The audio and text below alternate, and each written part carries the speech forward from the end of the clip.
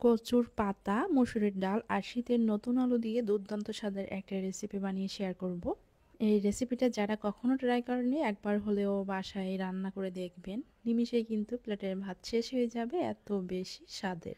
এখানে আমি কিছু কচুর জালি পাতা নিয়েছি, আর এগুলো কিন্তু ধোয়া আছে। কিছু পাতা আমি পাতিলের নিচে দিয়ে দিয়েছি। এরপর হাফ কাপ পরিমাণ মসুরের ডাল ভালো করে ধুয়ে সেটা দিয়ে দিয়েছি।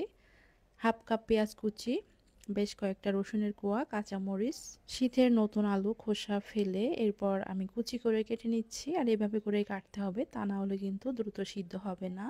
এখন ভালো করে ধুয়ে আমি এখানে দিয়ে দিচ্ছি। এখানে আমি আমার পছন্দ মতো উপকরণগুলো নিয়ে নিয়েছি। স্বাদ মতো লবণ, হলুদের গুঁড়ো পরিমাণ মতো, সামান্য একটু মরিচের গুঁড়ো, সামান্য একটু ভাজা জিরার গুঁড়ো।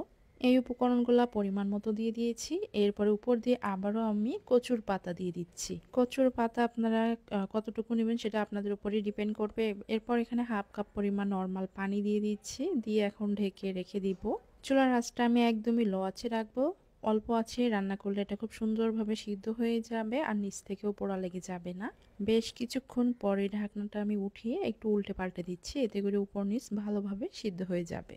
আমার কাছে পানির পরিমাণটা কম লাগতেছিল, এই জন্য এখানে 1/3 কাপ পরিমাণ পানি দিয়ে দিয়েছি। আর এটা কিন্তু ঠান্ডা যে নর্মাল পানি সেটা দিয়ে আবার একটু উল্টে পাল্টে দিয়ে ঢেকে রেখে দিচ্ছি ভালো মতো সিদ্ধ হয়ে যাওয়া পর্যন্ত। ভালোভাবে সিদ্ধ হয়ে গেলে এখন আমি একটা ডাল ঘুটনি দিয়ে ভালো করে এটা ম্যাশ করে নিব। মিহি পেস্ট করে এটা ম্যাশ করে নিতে হবে। চাইলে আপনারা ব্লেন্ডারে বেটে নিতে পারবেন। তো আমি এখানে এই যে ডাল ঘুটনি দিয়ে ঘুটে নিচ্ছি।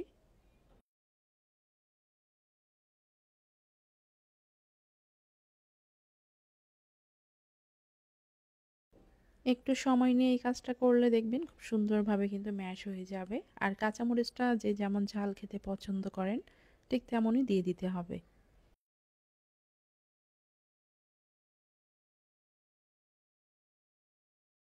ভালো মতো ম্যাশ হয়ে গেছে, এখন আমি চুলা থেকে নামিয়ে নিচ্ছি। অন্য একটা পাতিল বসিয়েছি, এখন 1/4 কাপ পরিমাণ তেল দিয়ে দিচ্ছি। এটা হচ্ছে সয়াবিন তেল, চাইলে সরিষার তেল দিয়েও রান্নাটা করে নিতে পারবেন।